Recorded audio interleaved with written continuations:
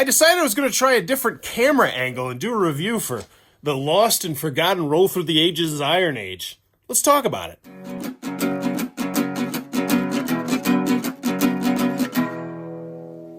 What does that even mean, Bowers Game Corner? Ahoy there, YouTube! I'm back again today for another game review, and today I'm very excited to check out Roll Through the Ages, the Iron Age from Eagle Gryphon Games. This is for 1 to 4 players, ages 10 plus. It'll take about 40 to 60 minutes to play.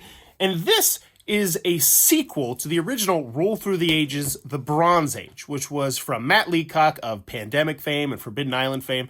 And a game that I really think it hasn't been lost to history, because I still hear some people talk about it. I think it still stood the test of time. But the sequel, the Iron Age, not so much. I don't hear anyone talk about this. And I had it on my shelf for a very long time. I remember playing it back in the day and enjoying it, letting it sit there, and never shooting a review or doing any other content on it. And I wanted to go back and revisit it to see if it still stood up to the test of time. It was something worth staying on my shelf. So let's take a look at how the game plays first. So the first thing you'll notice is that this is a really large pad that you have right here, and there's tons of information on it. The old one was much smaller, but it doesn't stop there, because everybody also gets this really large reference sheets, which goes into more detail about all these different special abilities and developments down here. So let's show you a blank one right now. So how the game works is really quite simple. When you first start the game, you're going to be rolling 2 of the regular dice and 1 of the fate dice right here. The fate dice will do a whole variety of different things, like giving you more food, or making it so you get less food, or make it so you can change a die face to anything you want, or demanding tribute, or fighting people, or getting the dreaded skulls. And whenever you get a skull, you're going to have to lock it in place, because this is a Yahtzee-esque mechanism where you're going to be rolling dice up to 3 times. Now, whenever you roll one of these, they're automatically locked in place. Now, if you're familiar with the original game, you used to get a good for this, but now they've allowed you to get a good and a person, which I think was a really solid change. And it actually can be a saving grace to get these sometimes, because, you know, getting the people is really important to filling in these top rows right here, which are ports and provinces. Now, whichever one of these you have the more of filled in is how many dice you're going to roll. So everybody starts rolling 2, but you can roll up to 6 of these dice right here, along with the fate die. And when you do that, you're just getting tons and tons of stuff, but you have to work your way up. Now, what's different about this one, and really interesting, is the ports versus provinces. Now, why you want to get ports is, and what's unique with ports is, you fill in these boxes right here by getting people. Anytime you see a box, that means a person can go in there, you can mark a little X, and you can build monuments, will score you victory points.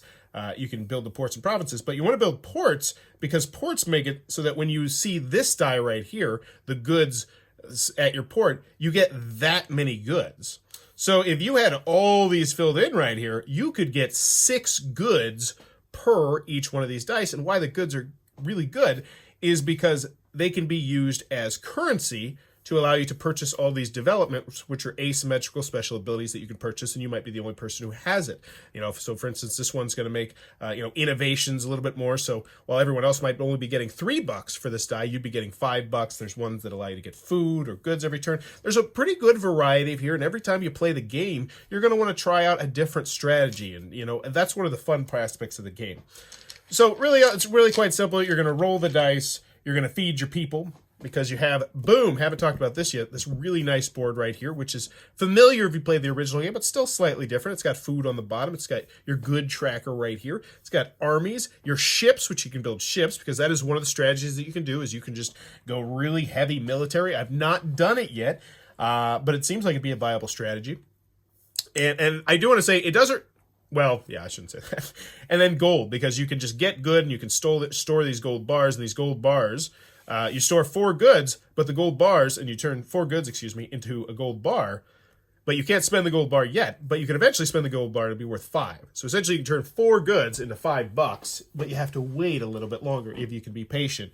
And that's a strategy that you can potentially go for here. And these are really nice and thick and sturdy, like the original game. But you resolve any battles, conquests, because that's the other thing. Let's go back to these dice right here. So these will pop up. These are the bad ones. And you can't re-roll them unless, of course, you have the leadership trait, which allows you to re-roll one of them. But depending on how many of these you get, you have bad things happen to you. So you lose points, and you keep track of your disaster points down here. These are negative points, your disaster points. These are your positive points, your tribute points. Those are like plus ones. These are negative ones for all intents and purposes. But as you get more of these, they get progressively worse. And then if you have an invasion, if you ever get 5+ of these, that means all players have to battle versus 10. They have to do a battle 10. And that's really bad because your track only goes to 7. You know, you can get it up to 13 potentially if you're building ships, but most people aren't going to build ships because you have to really focus on ships if you want to focus on ships over here. And so, and that means you're potentially going to lose a lot of points. And there's just lots of cool stuff that can happen in the game. But the other thing that I want to shout out is just how well done the iconography is on this. Like this right here is its own little separate player reference. But then boom, you also get this. It's very well done. But anywho, you're going to continue to go until you build either a certain number of monuments. If you're playing a solo game, you will go until you've played 8 rounds. And whoever has the most points, you tally it up over here, is going to be the winner of the game. And that, in a nutshell, is how you're going to play Rule Through the Ages, the Iron Age. Alrighty then, let's go over the pros, let's go over the cons. First on the con side, I don't think the game is going to be for everybody. I think for most people, if you have the original version of the game, I don't think most people are going to want both versions of the game. And part of the reason why is I think it's the same reason that I don't think most people would want King of New York and King of Tokyo in their collection. Because it's interesting, we're going to look at this game from the historical perspective where it's been out for, 6, 7, 8 years. And we could say it didn't move the needle like they were hoping it would. I don't think a lot of people talk about this game. I don't see it on any lists or anything like that. Whereas I still do see people talk fondly, not nearly as much as a lot of other games, but about the original Bronze Age. And I think part of the reason why is also what happened to King of New York. And if you're not familiar, King of Tokyo, massively popular, still at Target. There's different versions, different spin-offs, different art. It's a really big phenomenon in our hobby. King of New York was a sequel that was released to that. It was released at Gen Con. It was one of the hot games of the show. Everybody was all abuzz about it. And it took the original guts, the mechanisms of King of Tokyo, but then just added more onto it. And I feel like that's what this one did through Roll Through the Ages, the Bronze Age. And I think for a lot of people at the time, it was one of those games where it was a little bit more complex than you want it to be. Part of the nice thing I like about Roll Through the Ages, the Bronze Age, is I can get that out and I can be up and running and explaining the game in like a minute and a half, like tops, because I've played the game enough times that I just know it. It's very easy to learn. The rule booklet's very small, and in fact, they have the same format rule booklet right here. It's very familiar. It's just this, but it's a little bit smaller because obviously everything in that game is a little bit smaller for the most part, except for the boards. But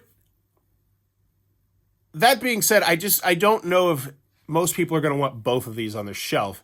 And I think part of the reason maybe this didn't do as great was because, people already had the original and then maybe they tried the new one and they're like, yeah, it's good. It's really, because I think it's a very good game. I like this game a lot. And I played it with 4 different people now. 2 of them had played the original and 2 of them who had not played the original. People who hadn't played the original were like, this is great. This is a really great game. Because you got to realize this is like their first introduction into the Roll Through the Ages series. And they were just like, wow, like one was like, and so but if you play the original, I think like, yeah, that's better, but it's also a little bit more complex. It's a little bit more to remember.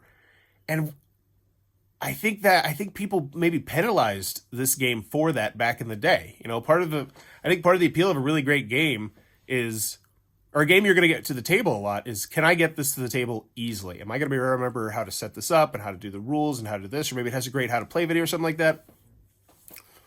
I don't know. I'm just trying to figure out what with this one didn't hit the mark. Because honestly, on the con side, I don't have too much there. There's a lot of bookkeeping a little bit. You might forget to write something down. You might be like, oh, I forgot to do this, because you're going to have, 2, 3, 4 developments clicking at a time. You're like, oh, I forgot to use the special ability. So some of that can happen. But honestly, I feel like they do a really good job on this right here. Like this thing. This is one of the best pads I've seen. And it's double-sided, no less. But we're talking about the cons. I don't really have too many cons with this game. I guess the 1 to 4 players is a little bit of a restricted player count. I would love to have seen this go up to 5 or 6 players, but that would have been, I could have seen that being a little bit more difficult balancing wise. I don't know. I don't have too many cons. Like, honestly, moving on to the pros, I just want to talk about how much I like the game. I like this game, and I like this game better than the original game. I'm going to keep both. The original game has sentimental value, and I do think it's easier to teach. I think it's easier to get to the table. I purchased it with my wife on our honeymoon a long time ago. And so, but honestly, if I had no sentimental value to either of them, I think I would keep this one because it's a better game, I do believe. I think it allows you more paths to victory with the tributes and with the conquest. I think the ships, I think there's just more fun to explore in this.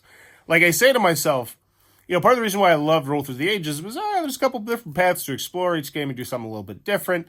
This just kind of extended those paths. The port versus provinces thing is really interesting because by going for the provinces, you're kind of saying, hey, I'm going to try and be doing battles and protecting myself. Whereas when going through ports, you're like, all right, I need to be getting these goods. I need to be getting these goods because if you can bump yourself up on that port chart, you can be getting 6 goods per. And that's tons of goods. That's like a lot of goods. But you really have to focus onto it. And I think that's one more con that I have with this game. That I think one person mentioned is it really feels like you have to steer in one direction really hard if you want to have the best chance to win. I should say that. Because it's fun to try, I want a little bit of this, I want a little bit of that, go to the buffet. But at the end of the day, you go to the steakhouse, it's probably going to be a better dinner, And I think that's a little bit of a con there. I did get that vibe a little bit, but honestly, I haven't played it nearly enough. I've played it 4 times now. 5 times, but the first one was like 8 years ago, so I'm not even lumping that one in there. I crushed my wife, though, apparently. So, it was like 53 to 22, but I think she just didn't quite get it. And that I think goes back to one of the reasons why I think this didn't land as hard is just, I don't know. But there you go. That is Roll Through the Ages, the Iron Age. If you happen to be interested in this game, thinking about picking it up, and you like roll and write games, it's fun. I enjoyed it as a solo game as well. I should mention that because I know there's a huge solo crowd. I enjoyed it as a solo game. It doesn't have any branching story. It's just like, hey, beat your high score from last time, but that's still a good deal of fun. I think the box is larger than I'd like it to be, but it's not huge, so that's a little bit more of a nitpick. But anyway, that's Roll Through the Ages, Bronze Age, Iron Age. Final grade for this one, I think it is a great game. I'm going to go with an 8. I liked it as a solo game. No, I thought it was a very good solo game. I'm going with a 7.8. I'm going with a 7.8. I don't think it quite hits the great clips, but I think it's very close. I think if this one would have caught on, would have been an expansion. And an expansion's as simple as just another pad, really, honestly. I mean, you could jimmy rig in that, maybe an extra dice or something like that.